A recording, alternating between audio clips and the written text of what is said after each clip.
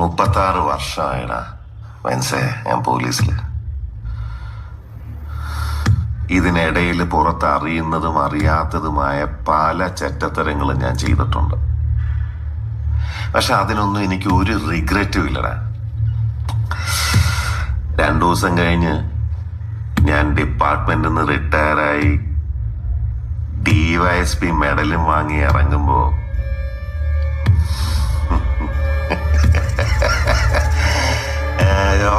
പഴയ ജോർ സാറ് തന്നെയാണ്. നീ ആരെയാണ് ഈ പേടിപ്പിക്കുന്നേ? എന്നെ